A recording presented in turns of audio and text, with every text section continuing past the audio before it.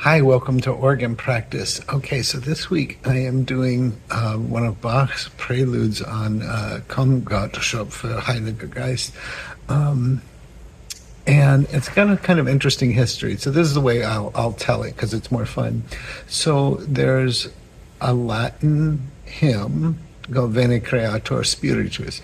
Veni Creator Spiritus. Along comes the Lutheran Reformation, which a lot of people are confused about.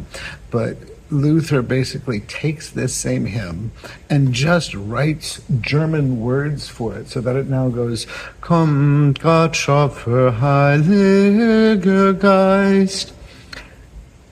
Now, the misconception is that people think that Luther came along and made all these German hymns and all of the congregations started singing hymns in German.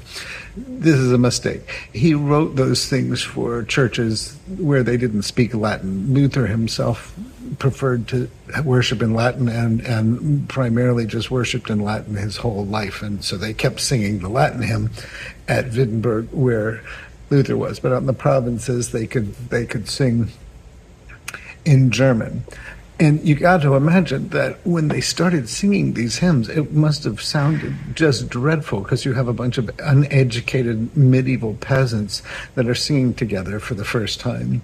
And after a while, the organist sort of said, can we like play the melody of the thing before so that they can hear it and all start on the same key and so it'll sound a little bit better. And so they this tradition of playing the melody beforehand or doing a chorale prelude, a hymn prelude beforehand. Well, fast forward 150 years or so and everybody knows the tunes, education has gotten better, all of that stuff. And so playing the melody that everyone already knew in a fancy way became an art. So instead of just playing the melody in a simple way to teach people, instead of like didactically approaching the whole thing, they began doing more artistic versions of it. And it's cool because Bach made a whole book of these for one of his sons to say, this is how you should play a prelude before you start a hymn. And I'm going to play the beginning of this one that he did for his sons, and I'll show you the cool part about it. So in this one, the melody is going to be in the right hand, that same melody. Sounds like this.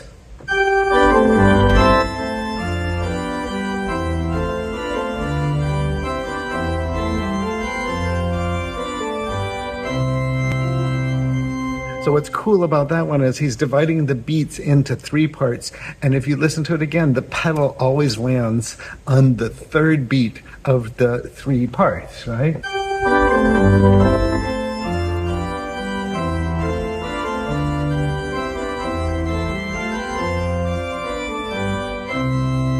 Because we're singing Komm, Gott, Schöpfer, Heiliger, Geist, the Holy Ghost, the third person of the Trinity. So Bach symbolizes that by always landing on the third beat of the chord. So he wrote this thing, and it's only about a minute long, like you would play before a hymn. But then later in his life, in the last decade of his life, he started collecting a lot of these chorale preludes, and in their most expansive artistic form, what we call the Great 18 examples of these chorale preludes, hymn preludes. And in this one, he takes the same hymn tune and he takes the exact same thing that he wrote in the earlier version for his son, the shortened version, and he says, I'm going to make this longer. So after you hear the entirety of the original one where he's always landing on the third beat, he starts with a pedal tone and expands it, and the hands start moving faster and doing scalar patterns like this.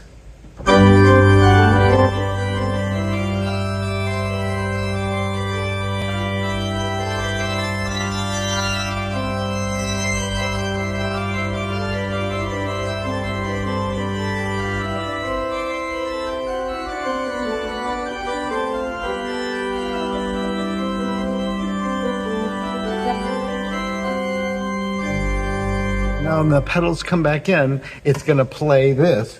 Should be by now a familiar melody to you.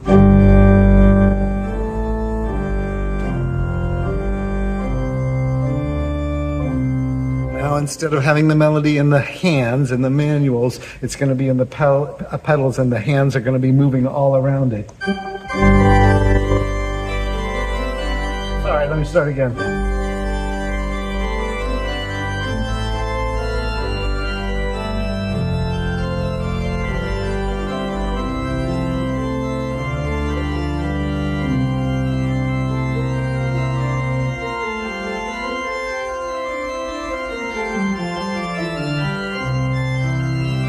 And that's the rest of the prelude with the melody and the pedals after that point. So kind of cool to think about how this thing went from originally a Latin hymn, then translated into German, then what became originally a didactic form of teaching a congregation. Melody became an artistic form, and after it became that sort of simple artistic form, then Bach really expands it into something complicated and artistic and beautiful. So thanks for listening, and go look up this music and listen to it.